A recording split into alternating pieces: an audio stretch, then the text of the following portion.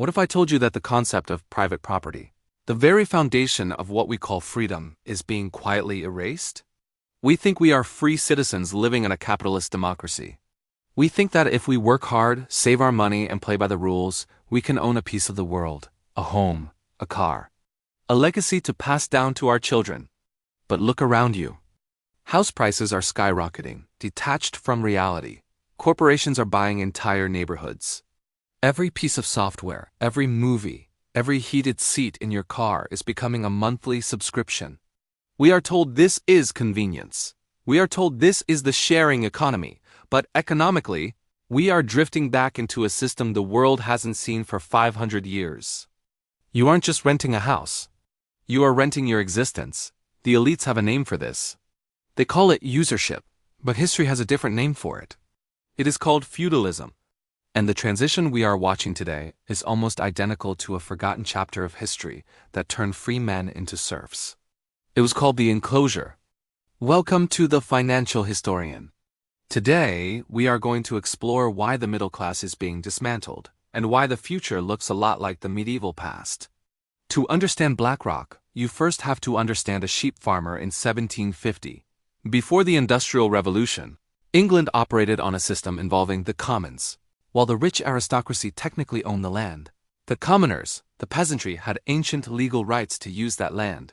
They could graze their cattle, collect firewood, and grow small crops. They didn't have much money, but they had autonomy. They weren't dependent on a wage to survive. If the market crashed, they could still eat. They were poor, but they were free. But in the 18th century, the ruling class realized something. A peasant who can feed himself is hard to exploit.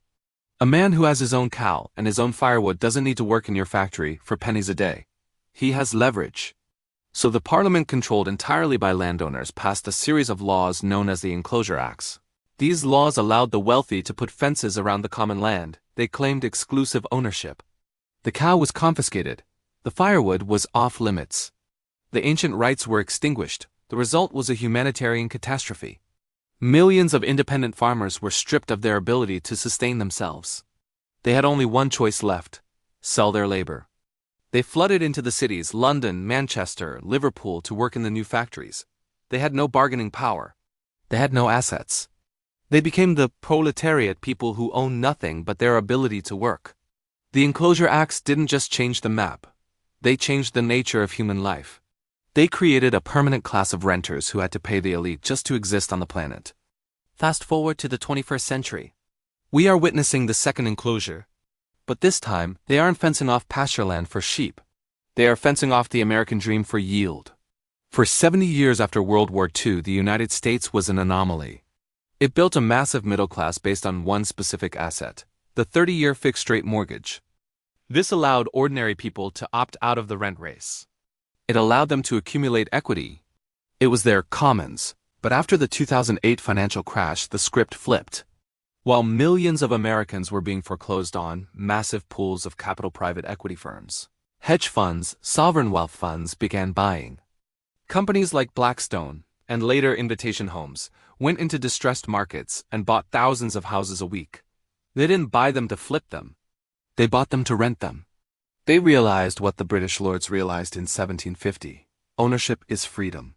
Rent is control. Today, in some zip codes in Atlanta, Phoenix, and Charlotte, institutional investors are buying 30% to 40% of all homes sold. They are outbidding you with all cash offers. They are driving prices up so high that the average family is priced out forever. This isn't an accident. It is a strategy. The goal is to transform the housing market from a ladder of social mobility into a perpetual income stream for Wall Street. They are turning your shelter into their bond coupon. But the new serfdom goes deeper than just housing. In a feudal system, the serf owns nothing. The lord owns the tools, the land, and the mill. The serf pays a portion of his labor to use them. Look at the modern economy. You used to own your movies on DVD. Now you rent access to Netflix. If they delete the movie, it's gone. You used to own your software. Now you pay Adobe or Microsoft a monthly fee. Stop paying and your work files become inaccessible. Car companies are now testing subscriptions for engine performance and heated seats. This is the shift from capitalism to rentierism. In capitalism, you make money by creating a product and selling it. In rentierism, you make money by controlling a resource and charging people to access it. The World Economic Forum famously released a video predicting that by 2030, you will own nothing and you will be happy. They frame it as a utopia of convenience. No maintenance, no hassle, just on-demand access. But they leave out the other half of that equation. If you own nothing, you have no agency. If you own nothing, you cannot dissent. If you own nothing, one missed payment, one violation of terms of service, and your life is turned off. This is the ultimate dream of the managerial class, a population that is completely dependent on the system for its daily survival.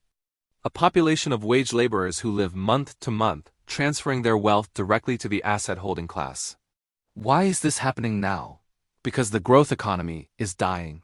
For the last century, corporations grew by selling more stuff to more people. But demographics are collapsing. Populations in the West are aging. Innovation is slowing down in the physical world. When you can't grow by selling more, you grow by extracting more. The smartest money in the world, BlackRock, Vanguard, State Street, knows that the era of explosive growth is over. They are moving their chips into steady yield. They want reliable, predictable cash flow. And nothing is more reliable than a human being who needs a roof over their head.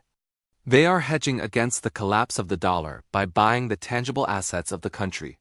They are buying the land, the houses, the infrastructure. And they are leaving you with the paper currency, the fiat money that is being debased every single day. It is a wealth transfer of historic proportions. They get the assets, you get the inflation, they get the rent, you get the subscription fee. So, are we doomed to be serfs? Is the new feudalism inevitable? History shows that enclosures are hard to reverse. Once the fences go up, they rarely come down without a revolution. But you have one advantage that the peasant of 1750 did not have. You have information. And you still have access to markets for now. The only way to escape the new serfdom is to refuse to play the role of the serf. It means prioritizing ownership over consumption.